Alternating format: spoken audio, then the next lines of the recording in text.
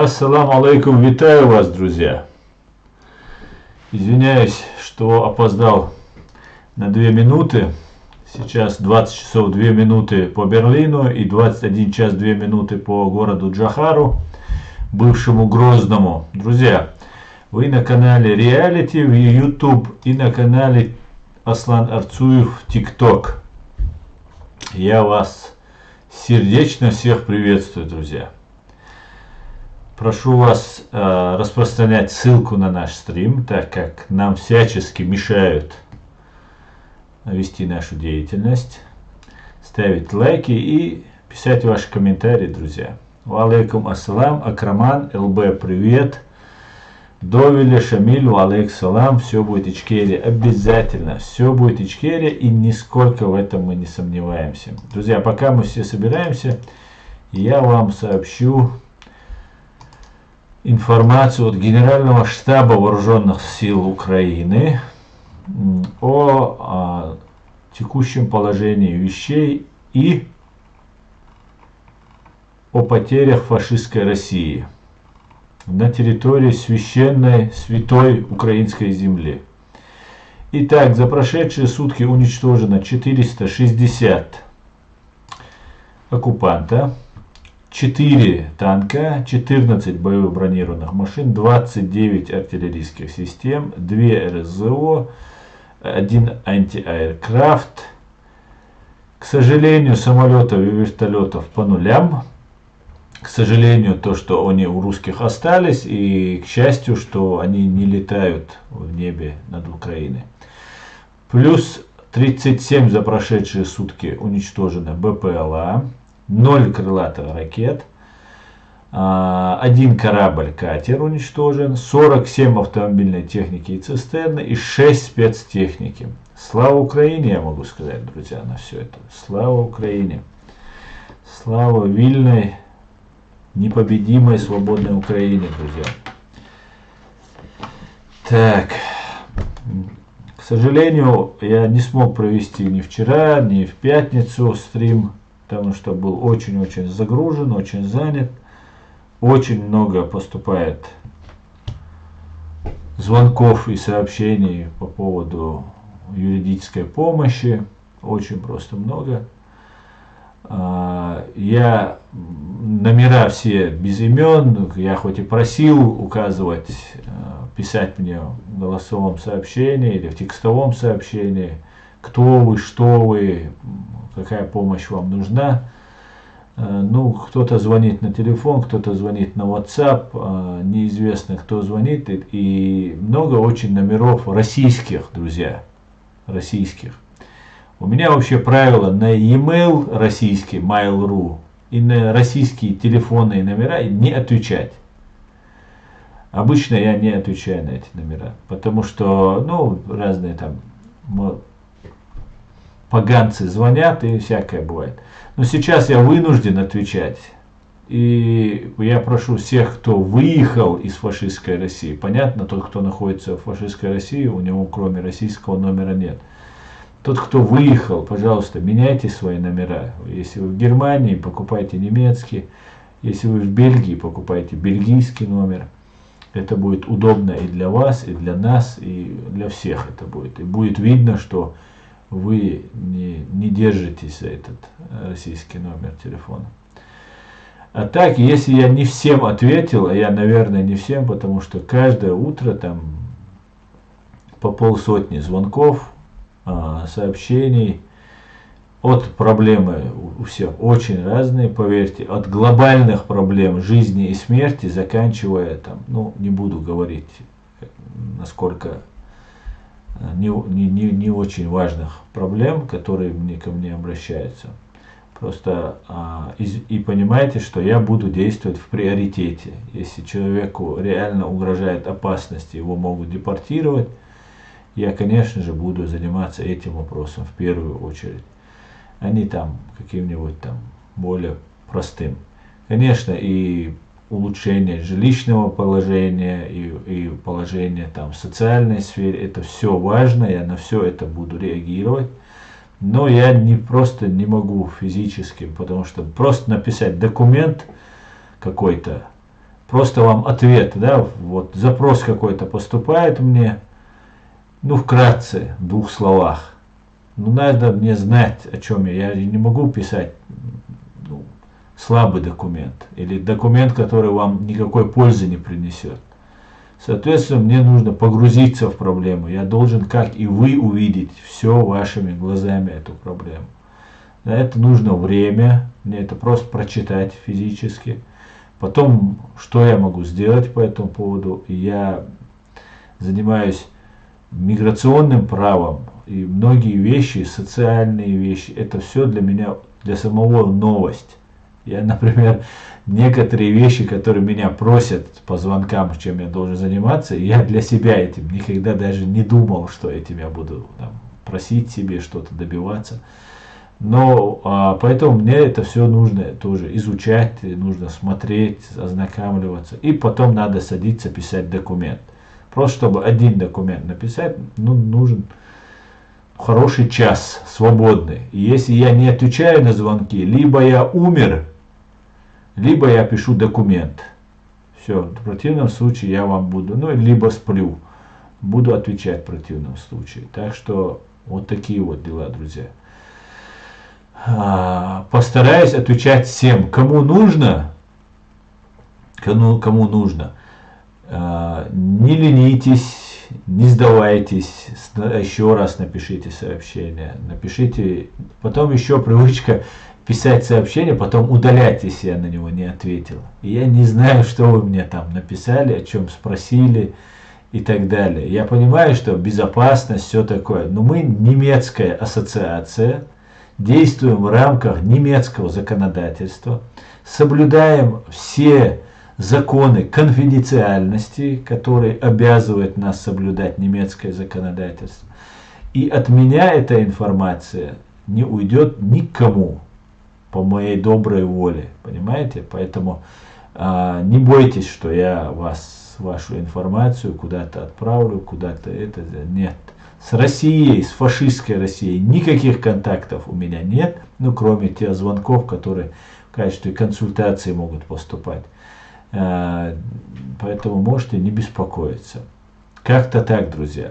А теперь давайте перейдем к вашим комментариям, друзья. И я вас прошу, будьте немножко терпеливыми, если я вам сразу не смог ответить. Ва алейкум ассалам, Эдам, Хамзат, Машволь, Самур, Любомира. Я вас всех сердечно приветствую вас, друзья. А сам ми всі розуміємо, рятування свого народу це дуже важливо. Спасибо, Любомир, спасибо. Мне такое не надо, пожалуйста. Аслан, вы должны быть живым и здоровым. Хадзевич и Светлана, я это как, ну, я отвечаю всем, я это имел в виду. А Uber это естественное продолжение нашей жизни, поэтому в этом тоже ничего страшного. Главное, не грузите Аслана просьбами помочь получить социал. Файтер, но без этой просьбы это было бы не по-чеченски. Так, друзья, мы поможем всем, с кем можем, кому можем, друзья. Только вы должны понимать, что нас не так много, кто пишет документы. Точнее, я пишу документ один я. Поэтому, хотя мне очень много людей помогает, поэтому вот как-то так делаем. Так, давайте почитаю ваши комментарии и потом поговорим еще, да. Сейчас, подождите, я переключусь, чтобы можно было читать ваши комментарии.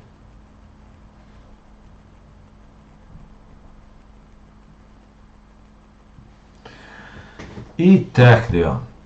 Аслан, прокомментирую выступ Кадырова до США. Любомира.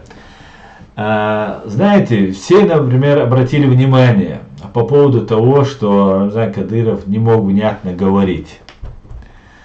Хамзат, но я прокомментирую, это очень интересное замечание. Я это не сделаю, как обычно все делают. У меня есть свое замечание по этому поводу.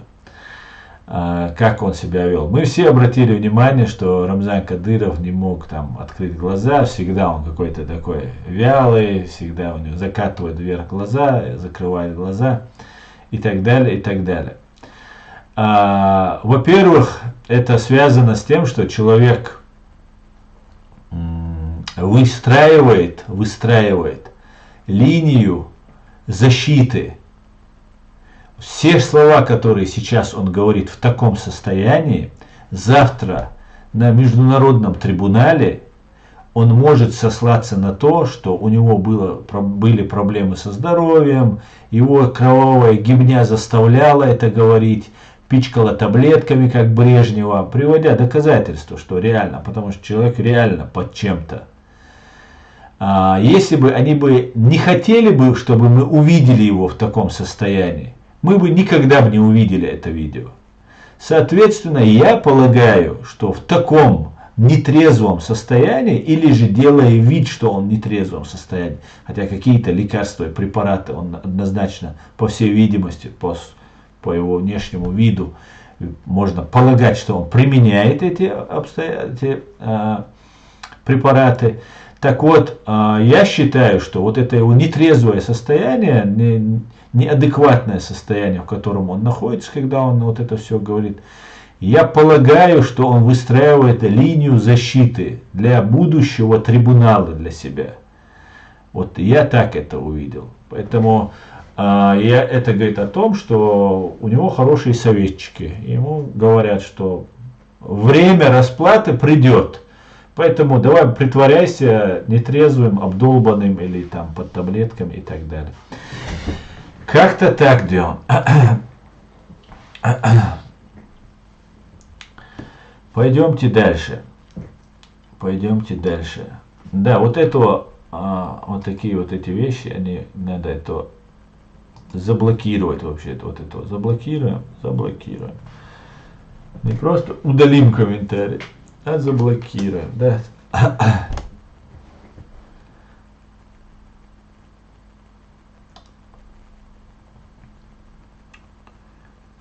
Я тебе звонил и оставил голосовую. Ассаламу алейкум. Так. Голосовую ты мне звонил. Я бы тебе вот сейчас повернул бы телефон и показал бы вот эти все, кто мне звонил. Ты можешь прямо сейчас мне хотя бы точку прислать, чтобы я увидел, что это твой номер. А так твой Саламандер, мне кажется, ник знаком.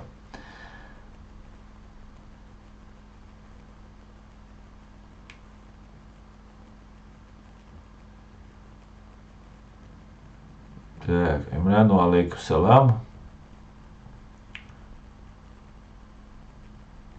Ну, жду я от тебя, Саламандр. Точку мне пришли. Одну просто, один знак любой. Подай мне, что это ты, да? Чтобы я знал.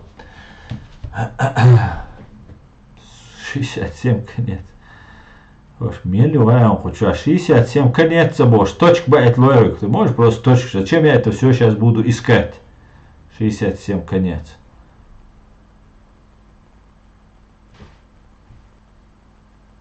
Короче, да ладно, дуй. Это сон. 67. Вот, ты сатуя. Телефон, это тоже. WhatsApp, ты гущу свой номер. Айхсун, я это боа, чтобы я тебя в WhatsApp нашел. Просто можешь мне? Все, я вижу, звонок твой вижу. В WhatsApp напиши мне, чтобы я нашел, потому что ты не представляешь, за эти 3-4 дня сколько у меня было звонков, и вот все это одновременно очень сложно все запомнить. Точка кузмабразби, хочубазби байрас, WhatsApp чубает все, точка. Все, ладно, разберемся, Саламандр. Хаук вадир дон. Напиши мне сообщение. Ассаламу алейкум, салам. Так, поехали. Может, время расплаты придет раньше, чем трибунал? Вполне возможно. Вполне возможно. Скорее всего, так и будет. Все поддерживаем канал, иначе балар надуар душу. Да, договорились. Асхун на mailbox я это. Mailbox. WhatsApp язычное сообщение. Гурерсон. Свободнее. Потом мы займемся того вопроса. WhatsApp напиши мне, Согарову, вот ты мне написал на почту и свой e-mail укажи, какой там есть. Все, займемся. Самогатли сделаем, да, Аллах. Так. Все должны знать, что существует медицинская экспертиза. Масана хуйлуэн, Аллах рейс. Так, ибо до медицинского это существует, это правда. Масана хуйлуэн. Так, друзья. Я сейчас постараюсь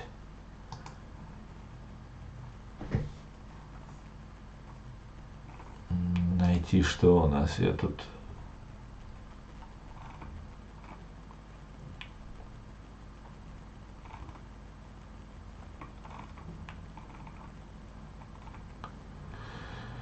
кстати говоря, пользуясь случаем, позавчера у Аяда Идигова было 75 лет, день рождения. И вот правительство Республики Грузия и политический союз граждан Грузинский Хельсинский союз национального возрождения от имени друзей, родственников и собойцов поздравляют в свой 75-летний день рождения известного, неординарного, выдающегося, славного человека и воина за свободу Ичкерии, достойного представителя законного правительства Ичкерии, господина Ахьяда Идигова. А я желаю вам удачи, свободы Ичкерии, радости, безграничного счастья и всего наилучшего в жизни, в вашей прекрасной семье, родных и близких. К чему я и наша организация Human Rights Center Ичкерия присоединяемся. Далде Алваль Аяда. 75 лет. Жизнь только начинается, я могу сказать. 75 лет, она только начинается. Поэтому все вот эти упаднические настроения, я уже старый, в 60 лет, мне уже на пенсию пора, это все забываем, да. Так. Вот сообщение. Хайян вот, использовать исчезающих чатах алязинё через 90 дней. Ну, за 90 дней я успею прослушать то сообщение.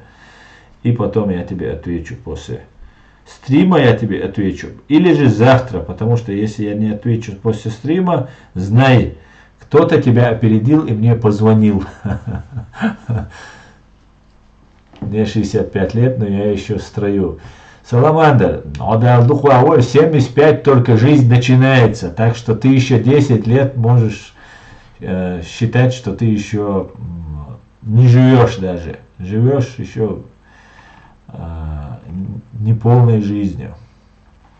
Как-то так, друзья. Сократес, ва алейкум ассалам, аш доильшо. Уточняю, судебно-медицинская экспертиза. Так, Аяду, как говорят, Израилю в таких случаях как минимум до 120 лет. Да, Вайтер, совершенно верно. Кстати говоря, отец Аяда, если я не ошибаюсь, отец прожил 115, а дедушка 120. Или наоборот. Что-то вот так, если я не ошибаюсь. Так что у Аядов долгожителей 120, я думаю, это с учетом предстоящей медицины, которая нам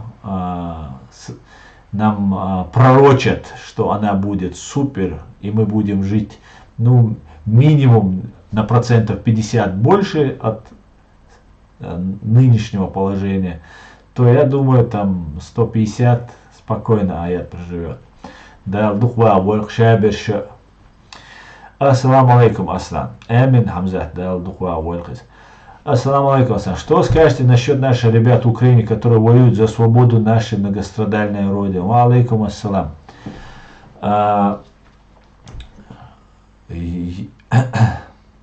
Ребят, которые воюют за нашу многострадальную родину против фашистской Российской империи, я могу сказать, что эти ребята делают большое дело. Они находятся на правильной стороне истории. Я, конечно же, считаю, что нам, чеченцам, пережившим геноцид, нужно максимально выжить Это не значит, что украинским или там другой национальности бойцам, грузинам, другим добровольцам не нужно выжить.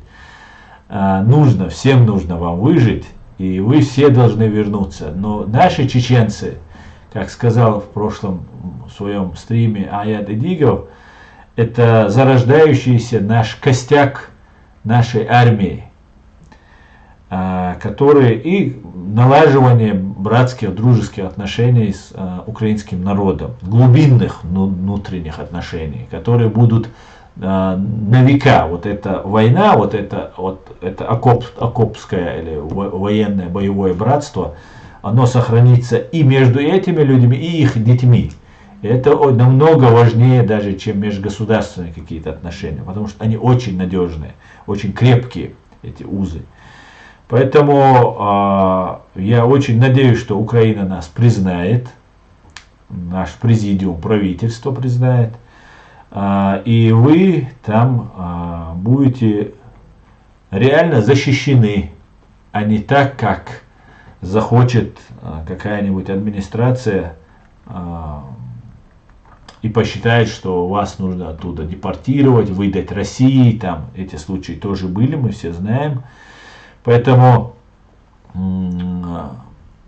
желаю вам всего самого хорошего, сил, стойкости. И этого, в принципе, вам не занимать. Дал эту больше, дал алш дольше. Ше верга дини мокши. Ой, оман дават. Кенти дютил, что дал лах дольше тон. Что же я вишушен, ой, оман. Вот, как-то так я скажу о них. У нас уже уточняют как минимум. Да, как минимум. Салам маршал ду, маршал хуй, шавик машвойл, ночи, шавик леопард. Немцы мне еще 100 лет пенсию будут платить по леопарду. Да. Идига уроженец Казахстана? Да, Идига родился в вашем Казахстане скоро. Мэш мокш дерил шумасу. Амин.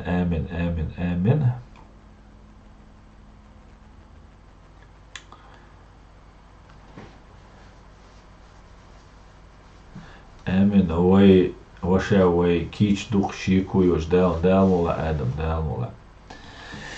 Так, друзья. Так, Асон сообщение Шайтан 67 на конце. Асон пока ответит Дидатсон, голосовое сообщение.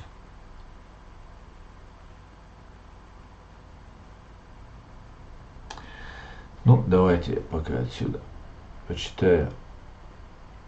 Добрый вечер. Добрый Люис. Александр. Наш человек Машвойль. Асан. Ведь контакт у Шерсон есть дело.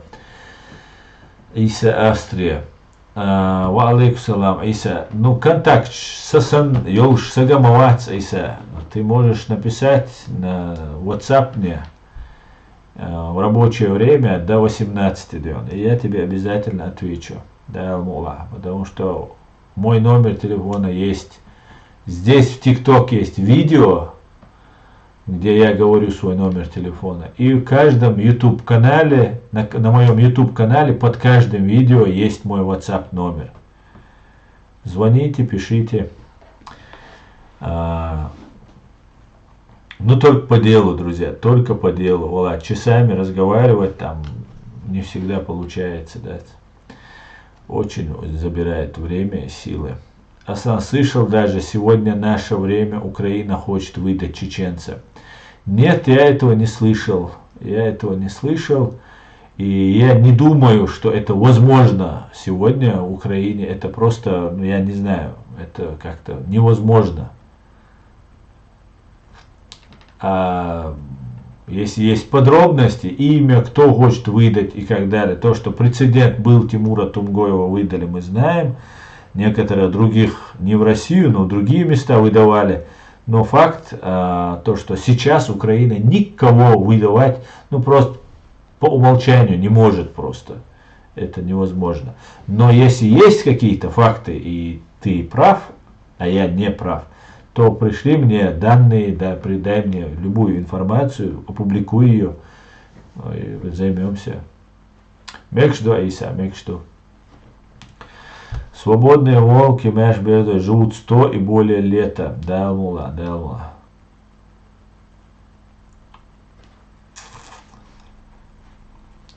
Так, ассаламу алейкум. Приветствую, участник стрима. Алейкум салам. Так. Нарт Орство. Дахка Лüş soğuz kartsaveş Lüş aşuyuz so geyna oluşsa karotsun. Yahatın miloha biri dest duatın. So dalu el svik haber şatı ço. Miloha svik. Az dütser şi asvi büç bol vaski agenturi. Can matsadoh.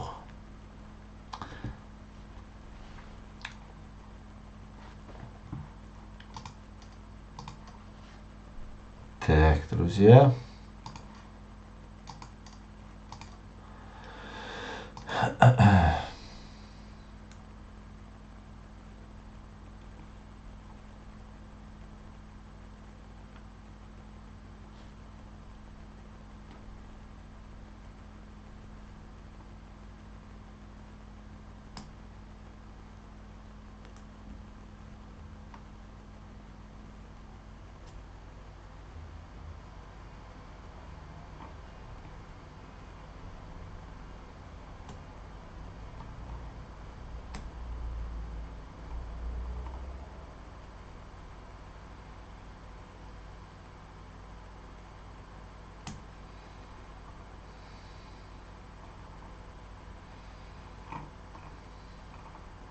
Нейтральный Уатсон, что хопитан держишься го, нейтральный мацаволес. Нейтральный от ашвеколь, ухдоцекца яздеш.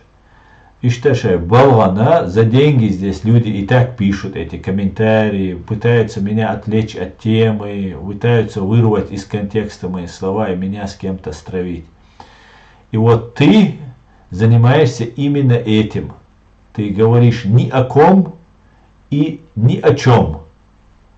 Для того, чтобы отвлечь мой важный стрим, который многие люди ждут. Понимаешь? Ты не нейтральный. Нейтральный Бог. Я иштавать Богу. Ха ишту.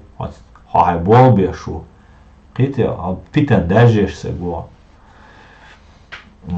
Коро вещу на коро проблемил швац. Меня найти со мной на контакт может выйти любой.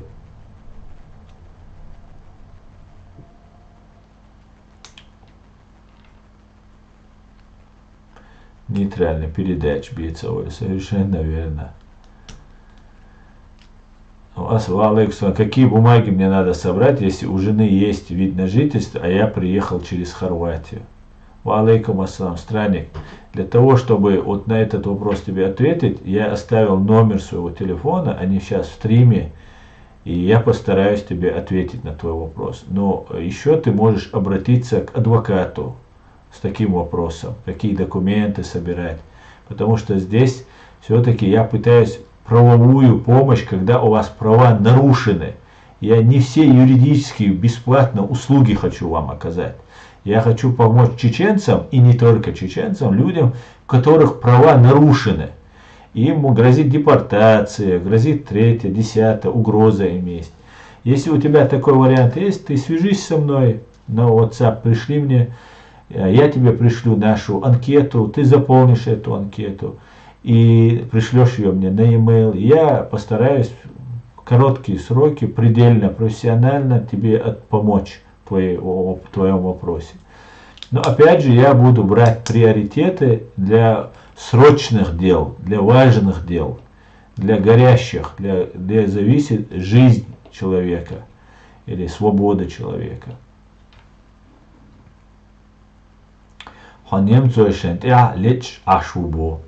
Вот ты говоришь, а ты говоришь, ты нейтральный. Вот этот человек, который сейчас провоцирует меня на разговор, он говорит, что я прячусь за немцами.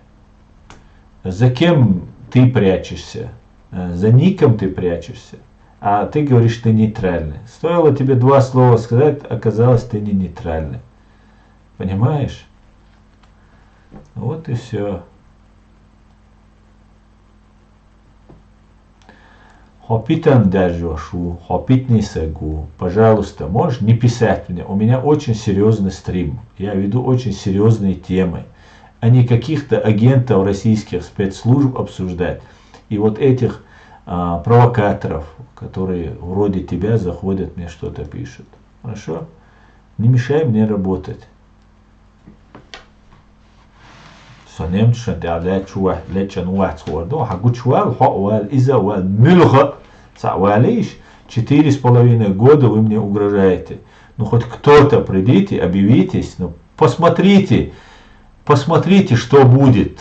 Пожертвуйте одним из себя. То, что проблемы вам будут, я в этом нисколько не сомневаюсь. Просто посмотрите, что будет. А то вы грозитесь, там какие-то сказки придумать. Просто один объявитесь, один раз. Дайте на вас взглянуть мне.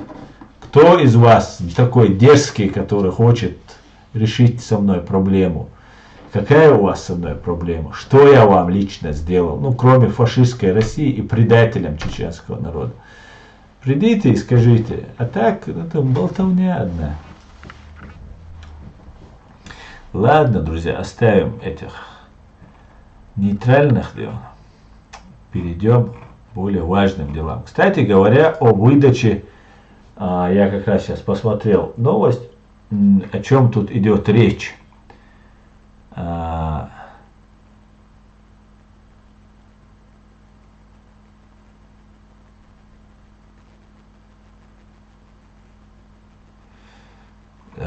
Есть информация, что сейчас я посмотрю, уроженца Чечни Украина хочет выдать. Давайте мы этот момент.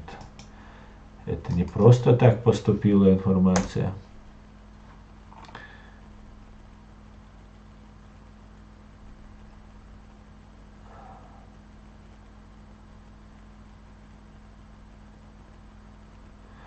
Но эта информация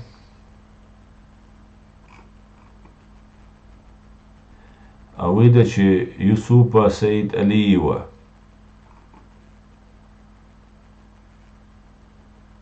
Саид Алиев Юсуп. Ну, какое-то странное имя, Саид Алиев. Саид Али, может, Юсупов. Пока я это только вижу на около чеченских пабликах опубликованную информацию. Если есть, дайте мне ссылку какую-нибудь по поводу того, что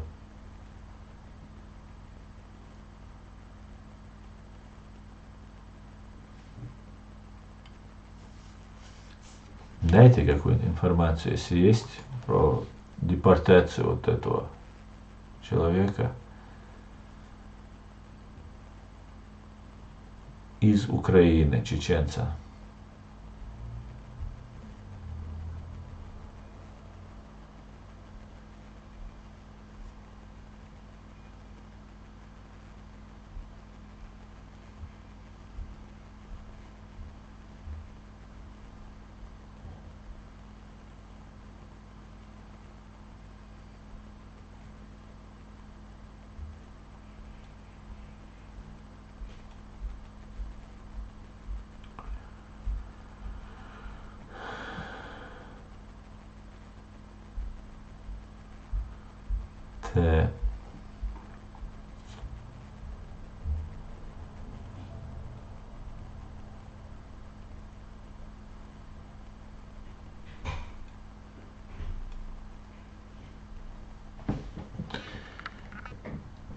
Так, ela بالنسبة لجيمس جوا да, Вита. Так, друзья.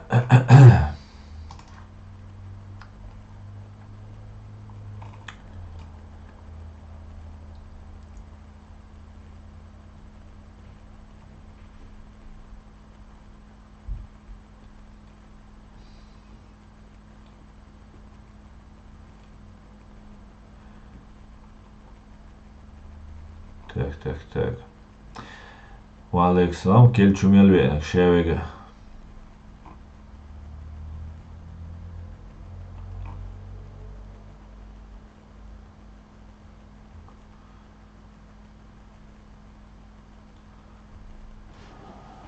Не просто леопард, люди на работе делают, просто отвлекают.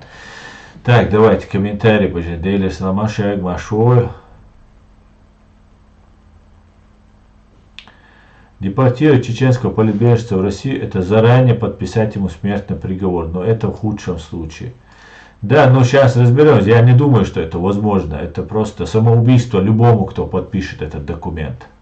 Это никто из украинцев, даже самых предателей, не осмелится это сделать. Потому что Украина сегодня, если бы там не было бы тех реальных сил, которые борются против фашистской России, она уже давно пала бы. Там есть силы, и мы верим в эти силы. Это наши естественные, наши союзники.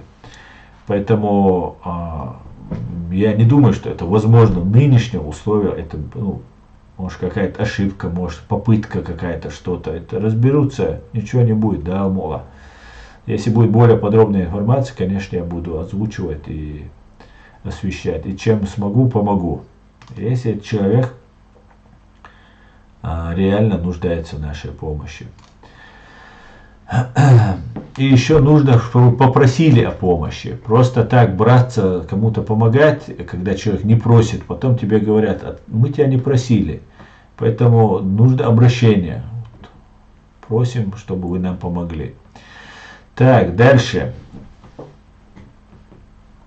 Ты говорил, что писал Боровому, и что он не ответил. Зато он дал интервью Ломаеву. Да, я видел, и там я послушал это сообщение. Это таким образом, видимо, это был ответ мне дан, что Боровой поддерживает пророссийского Закаева, потому что Закаев абсолютно пророссийский человек, вокруг себя он собрал пророссийский и идет по плану, пророссийскому плану. И там он неоднократно говорит, что про боевиков. Правда, он там уже про Басаева говорит, что там Басаев, там боевики, опять употребляет это слово. Я тогда не буду отказываться от своих слов, что Константин Боровой является не боевиком, или же не буду отказываться от того, что или не буду больше считать Борового союзником чеченцев, он им не является. Потому что тогда в том контексте Боровой говорит о переговорах, которые вели с Асланом Масхадовым. Аслан Масхадов при желании Борового и других российских боевиков не был замечен даже в тех диверсионных акциях, в которых был замешан или участвовал, или организовывал, осуществлял Шамиль Басаев. Поэтому речь шла о переговорах тогда Лебедя с Масхадовым, то есть с боевиком Масхадовым. Масхадов фамилия не была произнесена, но он так сказал. И потом он говорит, что потом были какие-то там действия боевиков там и так далее. Ломаев, как обычно, сидит, хлопает глазами и не понимает, о чем там с ним говорят, но Константин Боровой показал, кто он есть. И его ответ я услышал. Все, спасибо. Больше ничего не нужно. Боевик Боровой будет так всегда мной называться. Боевик Боровой. И тот авторитет среди чеченцев, который он себе нажил, он его потерял 2 секунды. Не знаю, за что он его нажил среди чеченцев. Только лишь за то, что он не наезжал и не оскорблял чеченцев, как сейчас никто не делает. Да, просто в то время наезжали. А теперь почему не говорят все? Почему?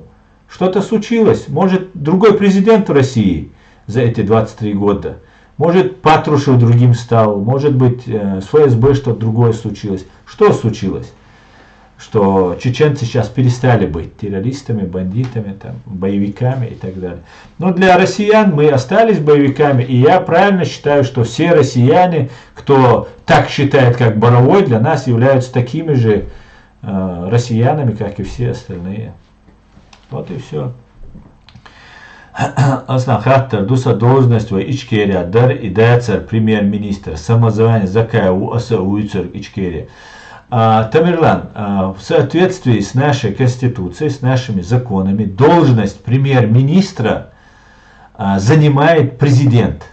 отдельной должности премьер-министра не существует. То есть премьером, председателем кабинета министров, да, всех министров, которые заседают в кабинете министров, их председателем был президент у нас. То есть тот же премьер-министр, он называется, председатель министров, кабинета министров называется премьер-министром. Так вот, должность премьер-министра, она у нас совмещена с должностью президента. Президент управляет министрами. То есть Закаев стал президентом.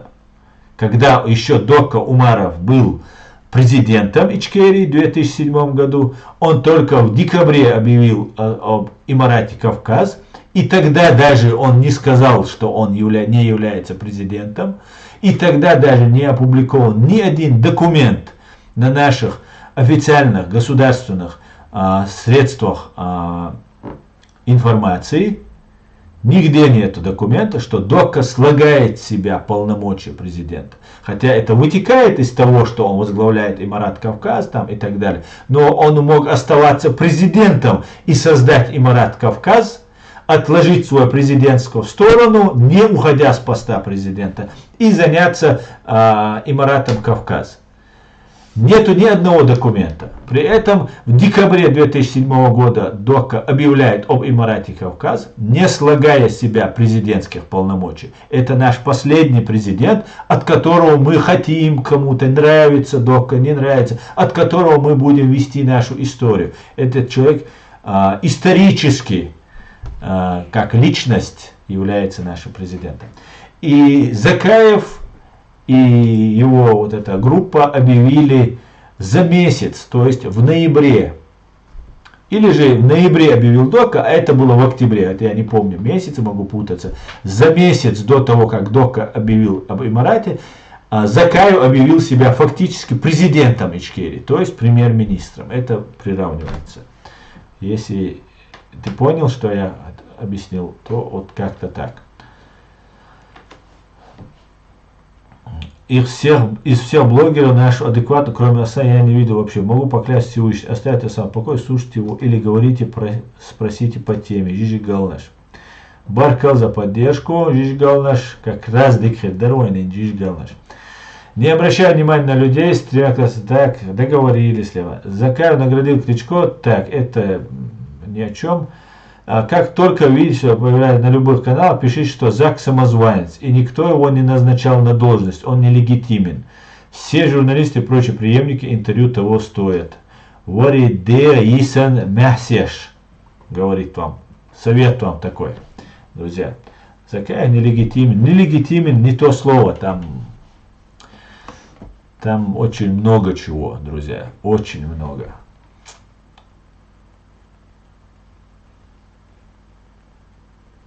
Так, сейчас, друзья.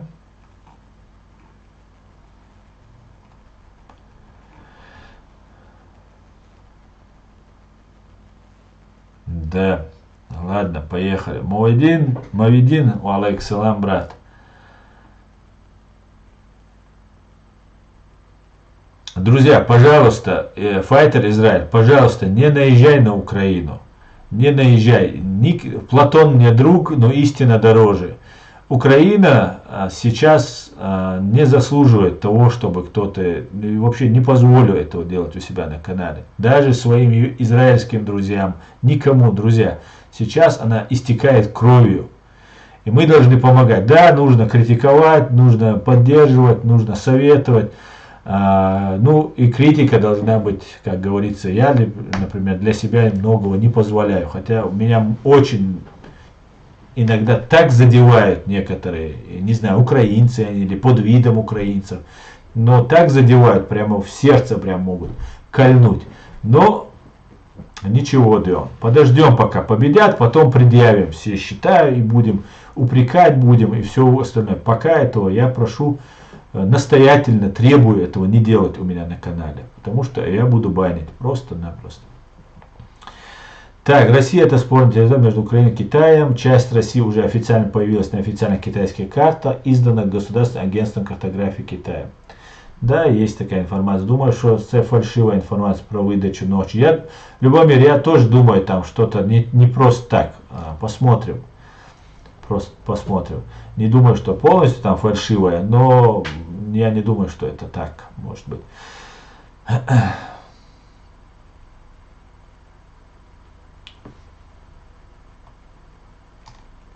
Рядом с Боровым смерти, как и Заки. А кого еще Леопард с Боровым там, кто погиб, кроме Джахара Дудаева? Так, украинцы открыто требуют полной поддержки себя. Чуть даже случайный поворот к русским они считают предательством Украины, которую все обязаны поддерживать. Если выдадут им чеченцев, то не знаю. Получается, украинцам можно то, что они другим стараются не позволять, пока не выдали, конечно. Не выдадут, не выдадут. Давайте не будем делать проблему из того, что теоретически, на мой взгляд, невозможно даже. Валейкум салам. И хотя я знаю, Георгий, валейкум салам, Маша, я знаю, что выдавали Тумгоева, я об этом писал и так далее, но это было другое время, и другой президент тогда был, и другой генеральный прокурор тогда был. Так, ассаламу алейкум, так, да, все верно, это Гибни прикрывался Новодворской. Он Гибня прикрывался Новодворской и сам говорит, что был стратегом среди всяких ФСБшных депутатов. И секретов знает немало, но через Гарри Табаха вошел в доверие к американцам. Ну, я думаю, он до Гарри Табаха имеет тесные связи с Америкой. И, возможно, даже гражданином он является Америки. Поэтому давайте его оставим. Просто сделаем вывод для себя. Я для себя сделал вывод. Как рядовой гражданин я никакую должность не занимаю. Просто Боровой для меня боевик. И все. Ничего плохого, ничего большего плохого, что он вкладывает в это слово, называя нашу армию боевиками, нашего президента погибшего, тогда еще начальника штаба Аслана Масхадова, боевиком и всех других, я больше не вкладываю. Больше, чем он, я в это не вкладываю. Поэтому я не хочу делать из него себе врага, не собирался этого. Потому что очень с уважением относился к его возрасту, к его опыту, знаниям, которые он очень хорошо говорит, подбирает слова, но почему-то в отношении нас он посчитал нужным этого не делать. Поэтому, извините, боевик Константин Натанович Боровой. Пока была жива Новодворская, Боровой вел себя как человек, а после ее смерти вернулся в свою свиную шкуру, говорит Хамзат Гилаев. Ну, давай это не слишком грубо.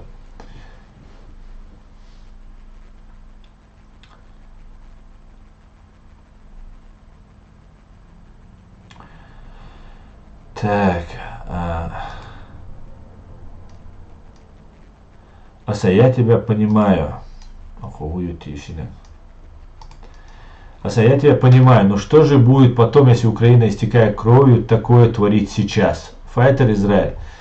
Я все понимаю, я понимаю нападки на Израиль, которые были со стороны Украины. И никто Украине не должен, как не должны были нам.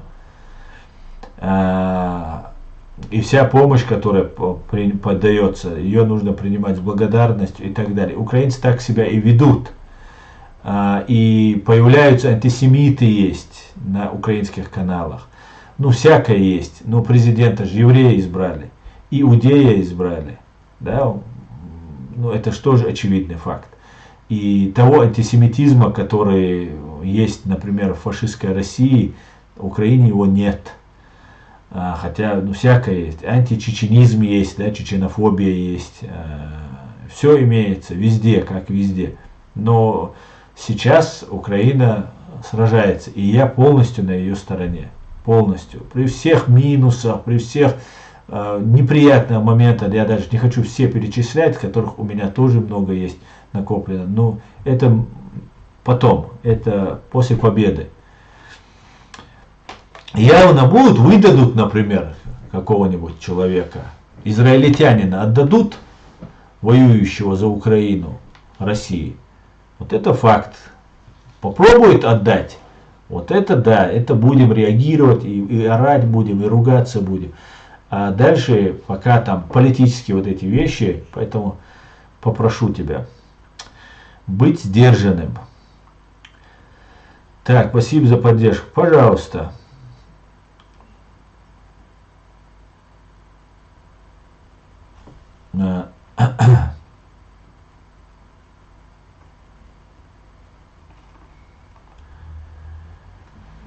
Боровой говорит, что Дудаев вел дружбу с Жириком, хотя это не так, особенно после конференции народов Кавказа в Грозном 92 году, и когда изобличили его речь с угрозами депортации.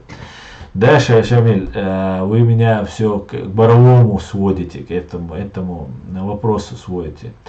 Да, этот свой тезис Боровой высказывал уже неоднократно, что вот Джохар Дудаев там не сделал ставку на него, а сделал ставку на Жириновского. А Жириновский это КГБ, он говорит. Я задал этот вопрос Аяду и Дигову, спросил других людей по поводу, почему Джохар Дудаев обидел Борового, и через столько лет Боровой пытается этим постоянно в чем-то упрекнуть. И если бы Джохар Дудаев сделал ставку не на Жириновского, а на Борового, то Джохар был бы жив, была бы независимость, мы бы сейчас жили бы, пили бы верблюжье молоко из золотых краников. Как-то так это Боровой пытается представить. Но дело в том, что в КГБ работали все. В фашистской советской системе в КГБ работали все. А Дудаеву через Жириновского, возможно, было легче решать какие-то свои политические моменты, которые нужно было решать в Чечении. Видимо, Боровой тогда не представлял такой силы и возможностей, не располагал такими возможностями, чтобы к нему обратились. Поэтому я думаю, эту тему ему пора бы уже закрыть. На этом давайте закроем тему Борового. Асан, я тебя услышал, дал сегодня. Да, спасибо, Файтер, спасибо, что ты меня понял, спасибо, что ты меня услышал. Так, нас он называет боевиками, как Клим, а украинцев почему он не называет нацистами, что есть одно и то же в его душке. Да, это именно так получается, но все, проехали про Борового, пойдемте дальше.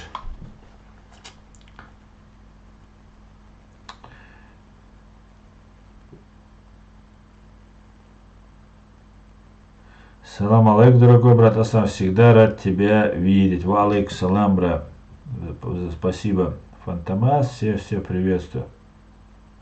А ты кем хочешь быть? Рычаг, я уже стал, кем я хотел быть. Понимаешь? Ты есть то, кем ты хотел быть. Вот я хочу быть правозащитником, я хочу быть юристом, защищающим права своего народа. И я это делаю. Я уже стал. И мне не 10 лет, чтобы ты мне задавал такой вопрос.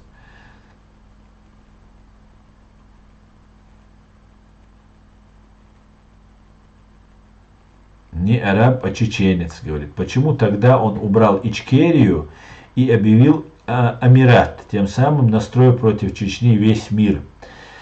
Я не могу тебе сейчас ответить на этот вопрос, почему он объявил Эмират. Я тебе отвечу, что он не убирал Ичкерию. Понимаешь? Это все обман, который нам навязывает Закаев и вот его окружение. Докка Умаров не имел возможности никакой убрать Ичкерию. Ичкерия это выбор нашего народа. Докка Умаров мог стать рядовым гражданином, отказавшись от власти, мог возглавить какую-нибудь другую организацию, но отменить, убрать Ичкерию, как ты пишешь, это нельзя сделать никому. Понимаешь? Есть депутаты, которые выбираются нашими людьми, не только один президент избирается. Есть главы районов, которые также избираются. Они тоже имеют в нашем демократическом обществе голос. Поэтому на одном президенте у нас не все завязано. Поэтому это неправда, что он убрал Ичкерию. Он не убрал ее. Он, исходя из сложившейся обстановки, действовал так, как он действовал. Он объявил о создании Эмирата Кавказ, тем самым объединил всех мусульман, которые воевали против фашистской России. Демократы же и другие люди, которые, хотя и Докко сам был демократом, Басаев был демократом, как мы все знаем, но вот все остальные люди либо погибли, либо покинули место боя. И если бы кто-то хотел бы воздействовать на Докко Умарова, на легитимного действующего президента Чеченской Республики Ичкерия, он должен был поехать к нему туда в горы, или где он там находился, встретиться с ним, войти в доверие и оказать ему свою услугу, чтобы доказать ему свою полезность для этого дела. Поэтому это все неправда, это все обман, который нам пытаются навязать. Видите что? Докки положение, дикяется что? Докки саного положение. Вайцанияется что? Яхилляется что? И вся концентрация бед, проблем, которые были в чеченском народе, были у Докки и вот его окружении. Потому что вся Россия и все предатели охотились на них, на их родственников и так далее, и так далее, и так далее. Поэтому мы должны эти вещи учитывать. И, конечно же, если мы строим государство, если мы говорим о государстве, это закон в первую очередь, то мы должны понимать, что это был легитимный президент, законный, то есть президент Чеченской Республики Ичкерия. И его действия в силу сложившегося военного положения, в силу военных действий, имеют определенное оправдание. Некоторые конституции, или даже вся конституция, на период военных действий некоторые статьи конституции могут быть задвинуты по закону.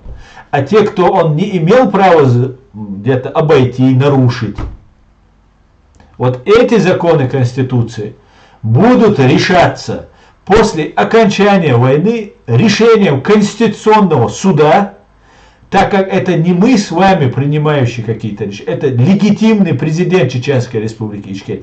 И с этим придется считаться, хочет кто-то, любит кто-то Докку, не любит ему, нравится, что он делает или не нравится. Вот это не мы принимаем, это принимает легитимный президент Чеченской Республики Ичкерия. И если он вышел за рамки своих полномочий, это я допускаю, я считаю, мое мнение, что он совершал ошибки. Я не хочу никого обелять, сказать, что все правильно. Но я хочу сказать, что чтобы обвинить его в преступлении, должно быть решение суда по этому поводу. Пока нет решения суда, наш легитимный президент совершал ошибки, но не совершал преступления. На мой взгляд, объявление Имарат Кавказ это была ошибкой. Ошибка та, которая сегодня нам, например, создает какие-то препятствия. Но тогда, если бы мы принимали бы усилия, и ему не пришлось бы совершить эту ошибку, потому что у него было бы достаточно ресурса, людей, умных, сильных, смелых рядом, он бы, может, не принял бы это решение. В таком случае, если мы тогда приняли бы с ним рядом правильное решение, то сегодня нам не пришлось бы исправлять. Вот как делается в государстве. Поэтому оставьте Докку Умарова в покое. Этот человек ничего не сделал плохого для Ичкерии. Он сделал только хорошее. Он отдал все, что у него было в этой жизни. Свою жизнь, свое здоровье, родственников своих. Все, что он мог. Вот и все. Пойдемте дальше, да. Ичкерия навеки вечный и не подлежит обсуждению ни с кем. Совершенно верно, Амзат. Это сказал Джохар Дудаев.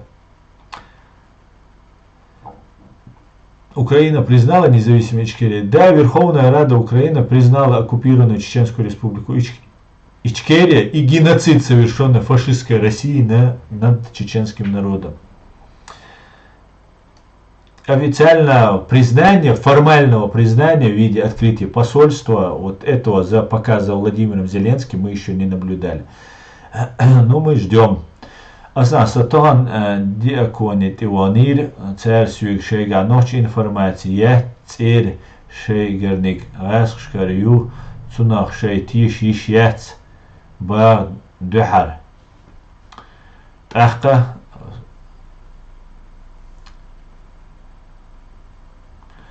Дер дуаки хил халху ардат дуаки ноу ацаир. Совершенно верно, Хамзат. Совершенно верно. Кузу ахи ан дик джишгала холш амелда ахду. Насколько объявление Марат Кавкад навредит нам при разборе ситуации, исходя международного права? Я вообще не вижу проблемы исправления этой ошибки. Она даже не влияет на деоккупацию. Абсолютно верно, это наше внутреннее разбирательство. Мы должны между собой найти консенсус, но в международном отношении это не имеет ровным счетом никакого отношения. Мы как были непризнаны, так и остались непризнанными. Несмотря на все это, например, Украина нас признала вот сейчас. Верховная Рада признала нашу территорию оккупированной. Это шаг к полному признанию. Признание от президента, открытие посольства, я думаю, это следующий шаг, который произойдет, я надеюсь, в ближайшее время. Вся другая, любая ошибка, какая там была, там Имарат, там что он делал, и опять же, я сказал, это мое мнение, что я считаю, это не нужно было делать. Но при всем при этом, в той ситуации, это сейчас я это вижу. Оно может, мое мнение может быть ошибочным, и тогда это было необходимо, он это сделал. В международном плане это никак не влияет.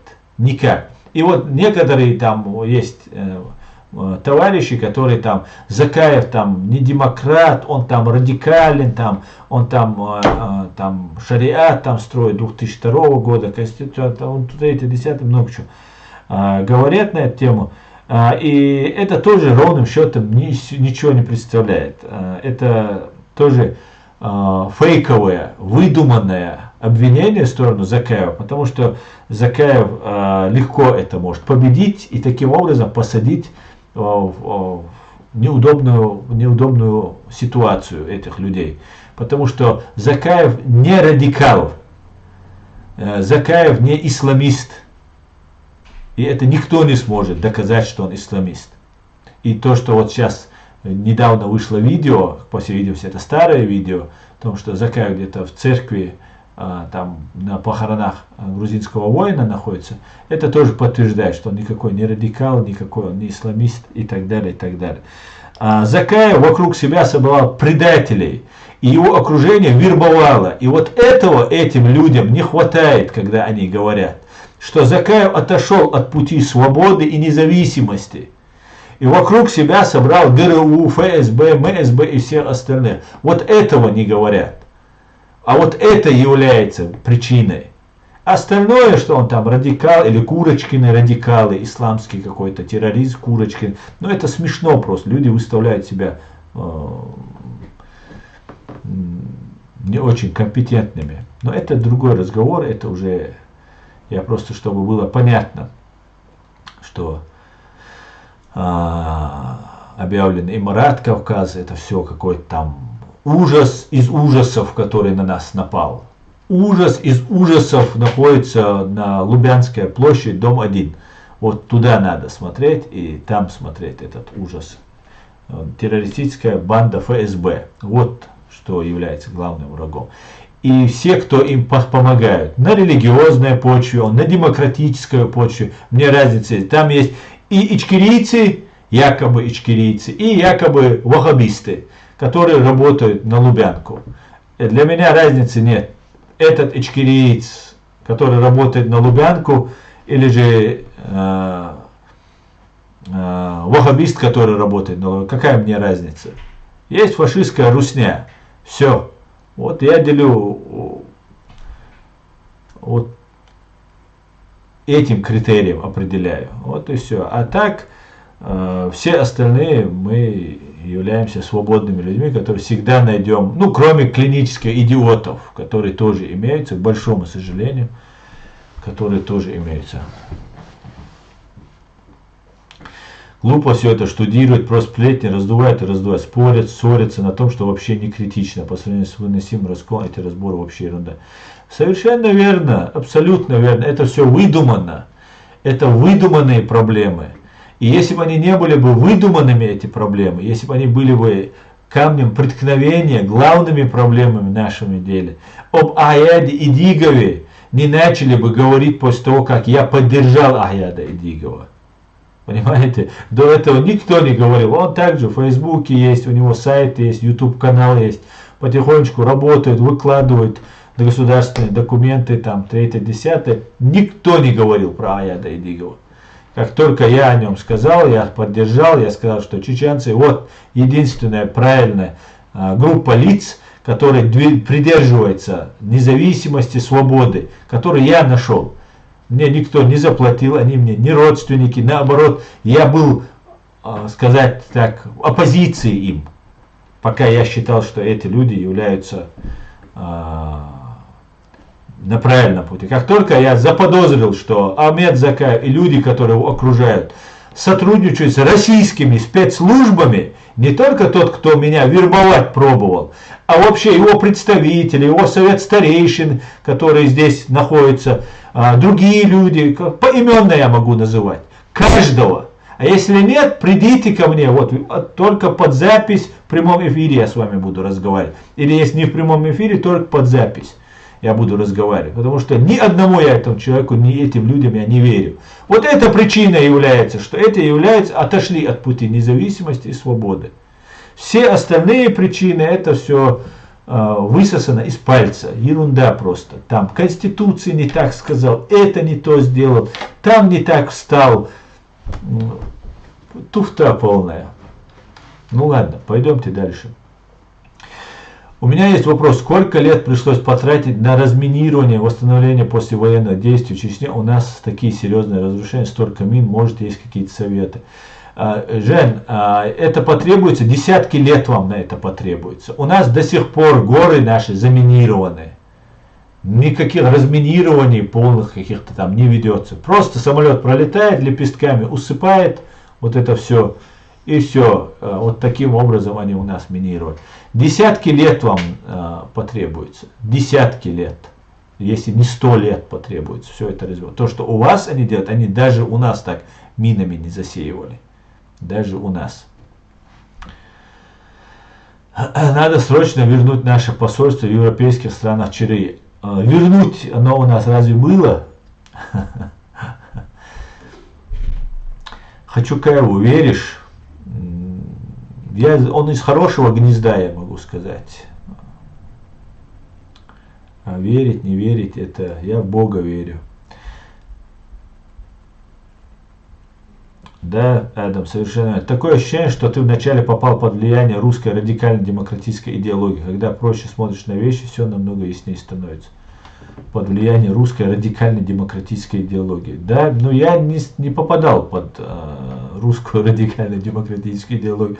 Моя идеология, я был одиночкой, у меня она формировалась потихонечку, я имею четкие уже жизненные устои и приоритеты. Поэтому все нормально.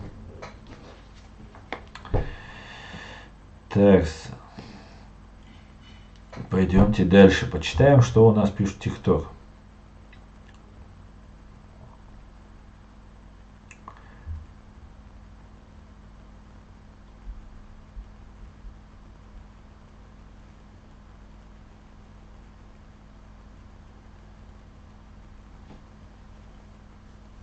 Doit Kuzadekhan, Gente Biti, Shüti, Schweiforjansa. Is Tadützer. Lemas Damat Dietz Dila. Lemas Damadit. Lemas da Maditz Dila. Lemas Damaditz Dila. И вот буду тише, Жозеф. Расписание Lemas, интернет чувак, что Хагурион, и Хуячола.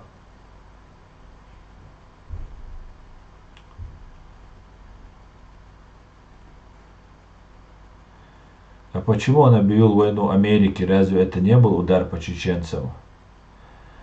Возможно, это была одна из ошибок, которая была возможно. Возможно, эта запись левая, фальшивая. Ты знаешь, что полностью можно сейчас сделать, вообще полностью можно сделать. Любого человека абсолютно сейчас уже это невозможно дальше проверить. Поэтому пока нет решения суда, я не буду по этому поводу ничего говорить. حينوقع نوخشن يوقعش حاضي انترنت شو ويش ده توي بريزيدنت هم على تسويش تسون هم على ناخ شورت كارير بون غاسقش دوي غاسقي مغير مغوات просто совет دون دوكين علي ولش غاسقش ثاني ليش خلون просто حين شوختون ليلا دلا غاسقي ليق تسليش اتعيسو علي хотя бы из этой солидарности что и а так يلسمني موانعات خطر دوع وقاچا يلسمني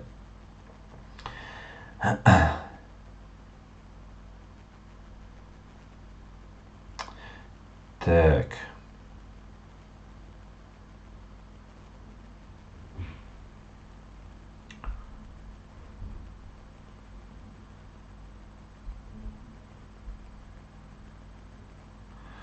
Аллах не разрешает такую работу. Какое не разрешает, имам? Какую работу не разрешает?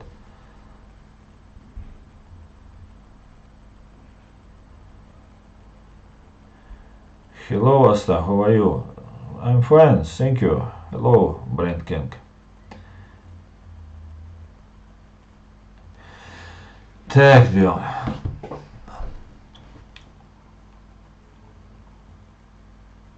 Заставите Путлера разминировать. Да, Путлера лично посылать надо, да? Так, а сколько вам лет? Мне 46.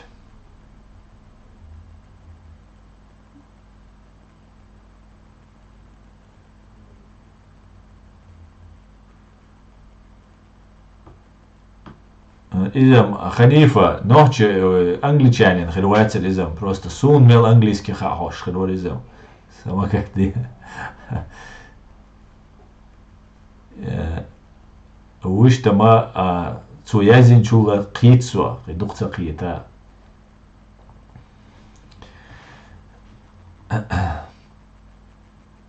Дай ответ, Бог. Дай ответ. На что тебе дай? Ты дай мне ответ. Какую работу не разрешает Аллах? Ты же дал вопрос. Аллах не разрешает работу. Какую работу? Не хочу впадать в конспирологию, но я считаю, что спецслужбы разных стран предлагают лидерам то, что простые смертные не узнают. Очень странно выглядит разворот некоторых наших лидеров от Запада.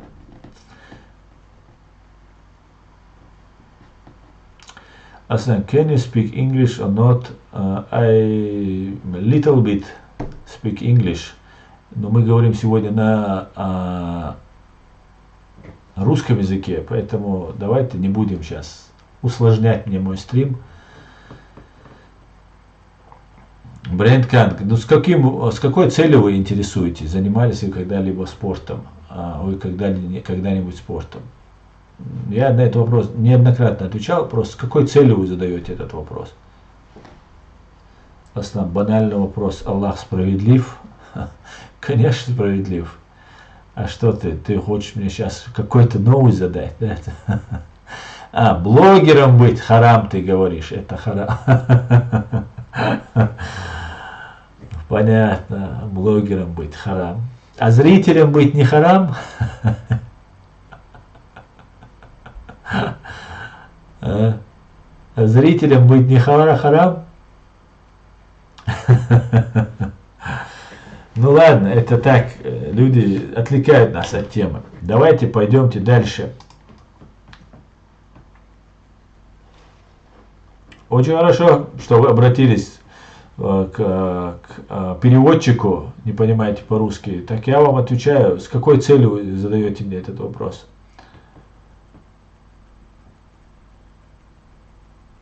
Да нет, просто вы вечно кого-то обвиняете. Почему вечно, миллиардер? О чем ты говоришь? Я обвиняю фашистскую русню. Ты считаешь, это все, что ли? Я вечно кого-то обвиняю. Фашистская русня, она нам создала конкретно проблем, продолжает создавать. И ты, конечно, меня извини, миллиардер ты. Yes, Брент Канг, yes. Я занимался спортом. Ашхамуле.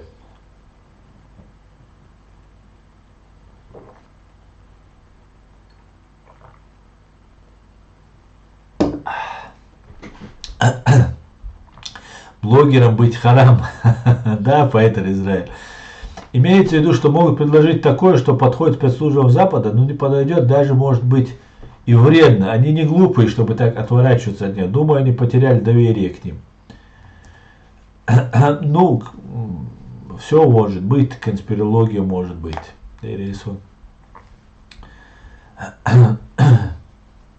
Разные виды спорта, Брент-Канг, разные.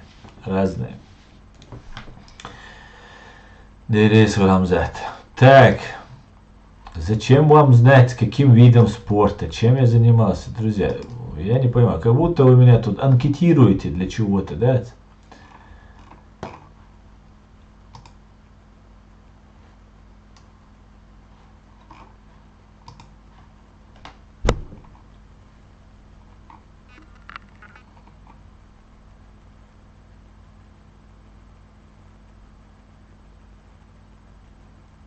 О, Брэнкинг, супер, я тебя поздравляю, ММА, это cool, it's cool.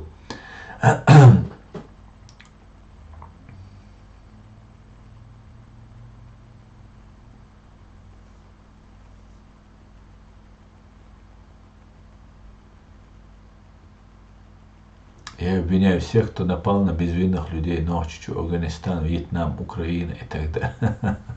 Сидик, молодец, сухо. Молодец, сухо. Только обвиняй не на моем канале, хорошо? Если ты обвиняешь, что открыто, как я, публично, а так из-под тишка где-то написать комментарий, ну обвиняешь ты, ну и что? Ты уверен, что у тебя достаточно оснований обвинять? Ты уверен, что, например, там в Вьетнаме не было причин, например, начинать эту войну, ну и так далее. Ну, анонимно, почему из-под тишка? Потому что ты сидишь анонимно и пишешь комментарии, и обвиняешь всех вокруг. Ты сделай это открыто, заяви, я такой-то, такой-то, Махмуд, обвиняю там, например, Афганистан, Миршбюц Магайсун, Америки, Украина, це ундязин царасу, ночі Росія бехкою, але що? Ну, Америка бехкою, що?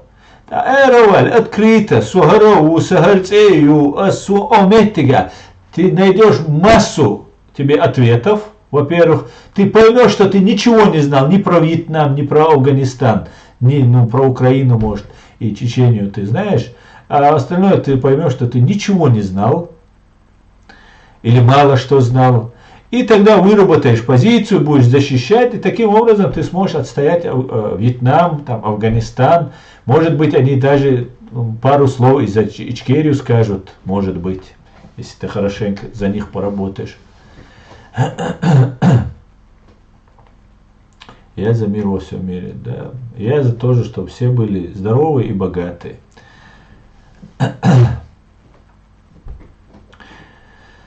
Миллиардер, твои вопросы такие же банальные, как твой ник. Можно я не буду отвечать на твои вопросы? Они абсолютно пустые, как и твой ник. Человек, назвавшийся ником миллиардер, мне кажется, фантазия не очень у него, этого человека. Ты сам прекрасно знаешь, что с ним будет, если он заявит это на публику. Ночью чугой почему же? Ничего не будет. Почему же? Если он открыто говорит, я, например, на Германию могу открыто сказать. Я могу на Соединенные Штаты Америки сказать. Если у меня есть какие-то претензии, поверьте мне, я это прямо скажу. И здесь есть свобода слова. Вы не поверите, но я пишу такие тексты, которые Германии не нравятся, например. И вы не поверите, мне никто не пришел и не сказал, ты попробуй еще что-нибудь такое напиши. Поэтому, что будет или не будет, это другой вопрос. Если ты считаешь, что ты прав, что Вьетнам, Афганистан это было незаконно, там, открыто, прямо, публично, я не думаю, что Америка будет тебя за это преследовать. А если будет преследовать, но переедешь в страну, где Америка не преследует, как я уехал из фашистской России, чтобы меня не преследовали, и продолжишь там Вот и все. А зная мою позицию в отношении Соединенных Штатов Америки, зная, что я на своих каналах запрещаю антисемитизм, антиамериканизм, ну и любые другие фобии на национальной почве. Кстати говоря, очень многие выдуманные, просто лживые, на российской пропаганде основанные. Вот мне пишут такие вещи. Я говорю, ну, сделай не просто мне комментарий напиши.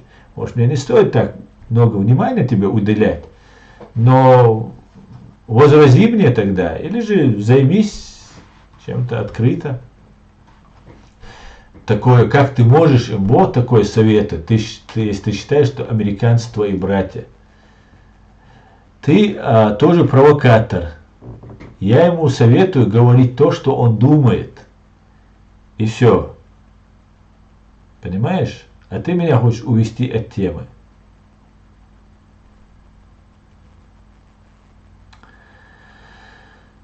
Ладно, всем хорошего. Хорошо. Так, мусульман можно брить бороду?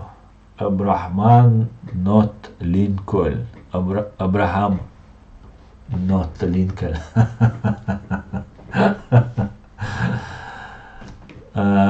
Мусульманам можно брить бороду.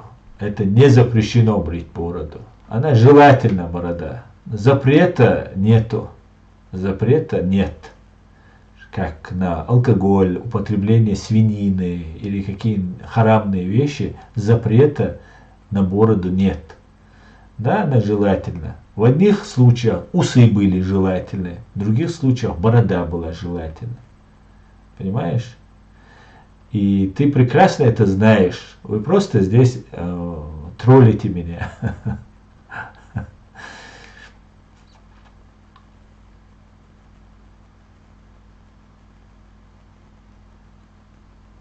Так.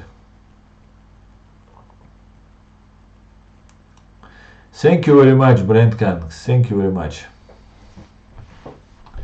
Сун Карула Боко. Ник, ты уже с которой комментарий мне пишешь? Как, что тебе мешает приехать? Что тебе мешает приехать? А? То, что ты балабол, вот это тебе мешает, и все. Я абсолютно доступен, абсолютно открыт. Я каждый день общаюсь с десятками людей, уже десятками просто. Приезжай, пообщаемся. Так, давайте почитаем комментарии.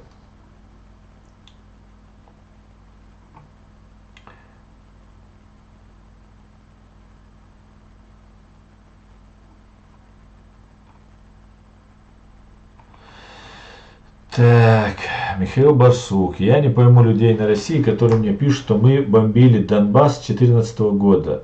А с 1987 года живу в Германии, но знаю, что Путин бомбил. Слава Украине, героям слава. Я дикхат диес цунхай от западан ушдюхал хунбойла цунха. Хат, а что ушунет? У него канал свой есть. Вы можете зайти и спросить. У него в Фейсбуке есть своя страница, есть группы, в которых он модерирует, он там есть. А проблема о чем?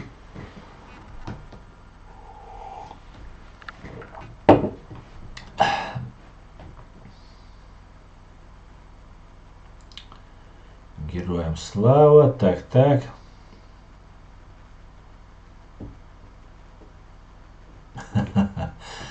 Совершенно верно, Файтер. В ТикТоке все спортсмены, все бойцы, все ММАшники, все там один на один хотят. И почему никто не говорит, что я ботаник, что я айтишник, что я это. Все бойцы, да. Что, например, позорно быть блогером, задавая, да, античеченец. Совершенно верно, Самур. Я гордился тем, что получаю пятерки по русскому языку, но прилагательное меня душило как русский чей федерат кто. Нигде даже нет намека на желание носить бороду, Аслан. Да, ну, видишь, у людей есть, главное это борода. Все. Есть борода, ты есть. Нет у тебя нет. Ну вот, это уровень людей просто. Ну а что с ними обсуждать? Сказать, что это твой уровень, их обидеть этим, оскорбить. Ты что? Я тут это, третье, десятое. А вступить с ним в диалог, ну, о чем говорить? О бороде говорить.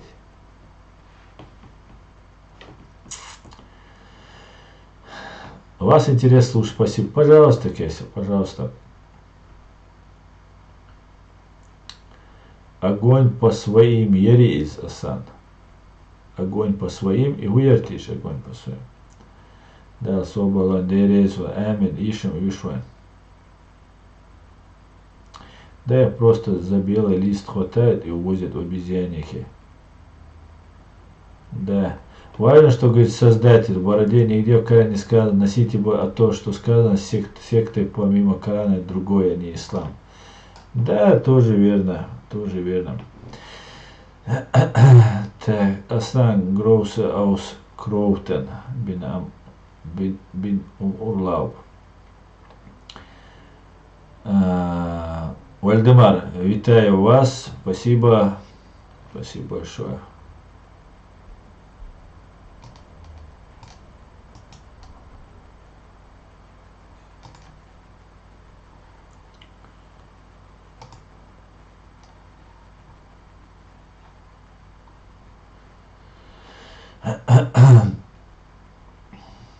Хорватии, значит, отдыхаете. Не, Вальдемар, по-моему, он немец. Ну, а может и не немец. Ну да ладно.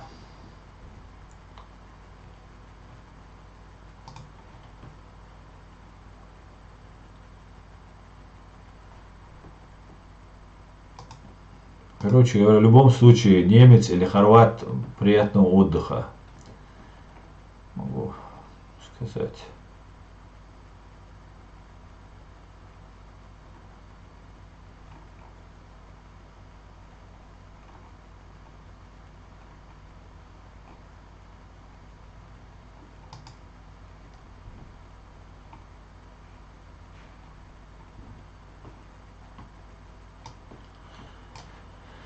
Кстати говоря, мы об этом не особо сейчас говорим, и я об этом уже не так говорю.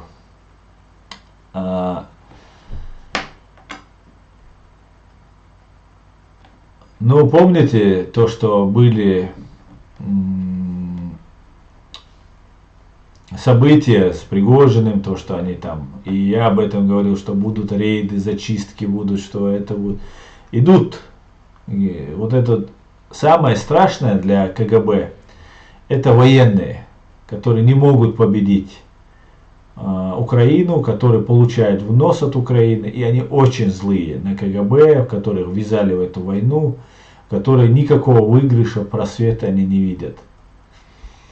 И идет зачистка. И помните, следующее мое предположение было то, что будет повторный заход Пригожина при помощи Лукашенко, и что, вероятно, Лукашенко может стать главой союзного государства. Ну, вот такой будет сценарий, что Пригожин вместе с Лукашенко свергнут Путина, Путин спрячется, сбежит, там, 3-10, вот приблизительно, что это может произойти.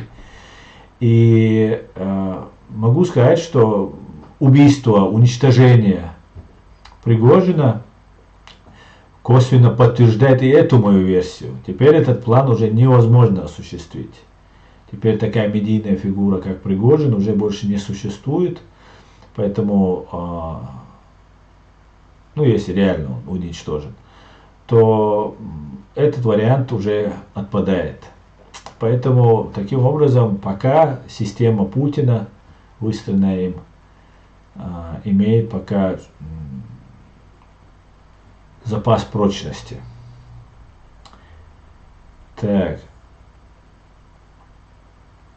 Он отвечает: я немец из Кёльна. Сейчас в отпуске в Хорватии. Да, Вальдемар. Так, борода, значит, что мусор. Если нет бороды, значит, не мусор. Представь себе, до чего докатить. Да, ассаламу алейкум, благодарность и благословение всем. Алейкум салам. Пригожин собрал всех смутьян в одном самолете и убил, как версия. А может быть, а сам жив, да, ты имеешь в виду? Вполне тоже может быть. Вот этого Уткина, Муткина, все вот этих. Все вполне может быть, да. Так, здравствуйте, здравствуйте, здравствуйте. Виноватых нет, просто так мы никого не расстреливали, говорили в НКВД, да?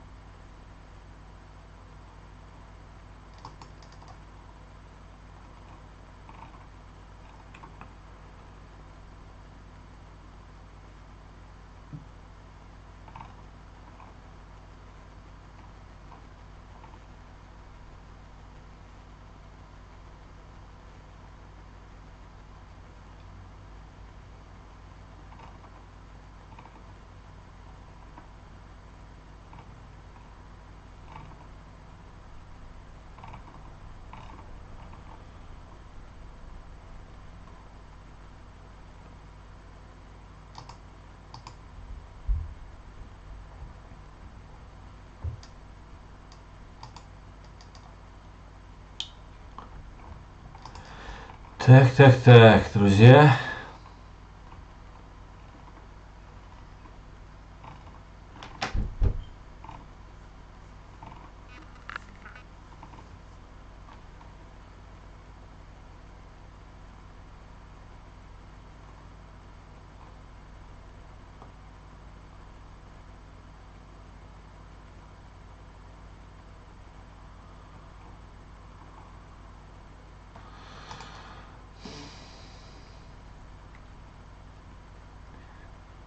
Так. Ну все, я как говорит Александр Сотник, исчерпывающий, да, вопросов у вас больше нет, друзья.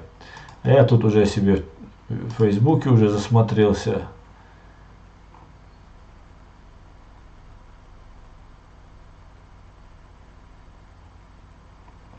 Так, в натуре.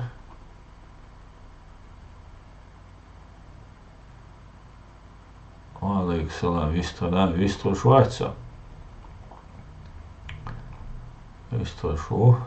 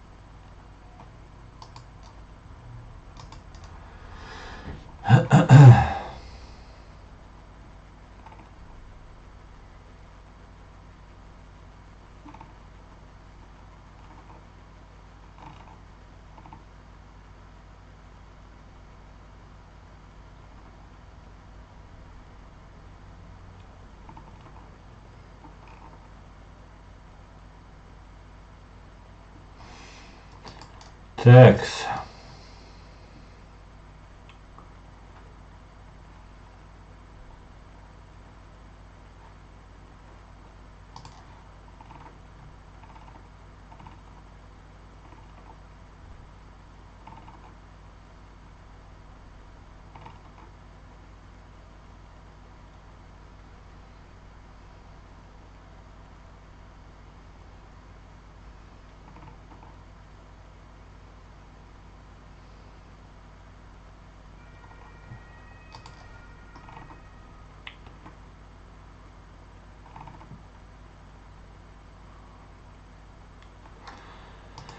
Ну да ладно, короче говоря.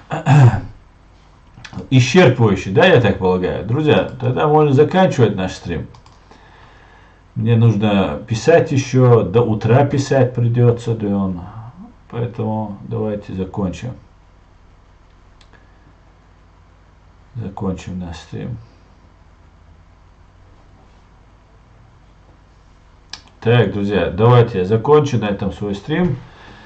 Я постараюсь завтра и послезавтра выйти на чеченском языке. Завтра не знаю, но послезавтра точно постараюсь выйти на чеченском языке. Пишите, звоните, не пропадайте, Дион. У нас сняли Резника, на его место назначили Умерова. Он Крымлы. Надеюсь, что Верховная Рада утвердит. Да, я слежу за новостями, Любомир об этой новости слышал. Ну, будем надеяться, будем надеяться. Все, на этой прекрасной ноте закончу свой стрим. Слава Украине. Все будет Ичкерия. Да, Мула. И все вместе, друзья. Господи, благослови Америку. Адикюэль маш ойл бюч де галюэль массера. Давайте, друзья. Я на связи. Любое время, да, звоните. Да.